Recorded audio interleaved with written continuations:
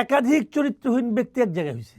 এই লোকগুলো দুদিন আগে পরস্পরের বিরুদ্ধে কথা বলছে, হঠাৎ করে এমপি হওয়ার লোভে একত্র হয়ে গেছে।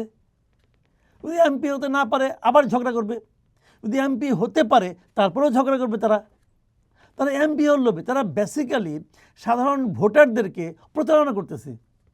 অলি আহমেদ বলেন আপনি, অলি আহমেদ এর সঙ্গে যুক্ত হওয়ার আগে তার ইহকালে কোনোদিন সে জামাতের কোনো কর্মকাণ্ডের প্রশংসা করছে?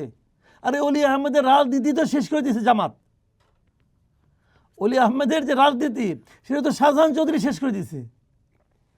এবং তখন জোটের মধ্যে সে দুই জায়গায় দাঁড়াবে, এক জায়গায় সে দাঁড়াবে, এক জায়গায় তার বউ দাঁড়াবে, এটা নিয়ে তো তার সঙ্গে বিএনপি ঝামেলা।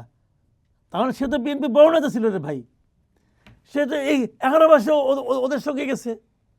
তিনি কেন বুড়া বয়সে যদি একটা এমপি হইতে পারি আর কিছু না, এতে তো লোভ তো অন্তহীন।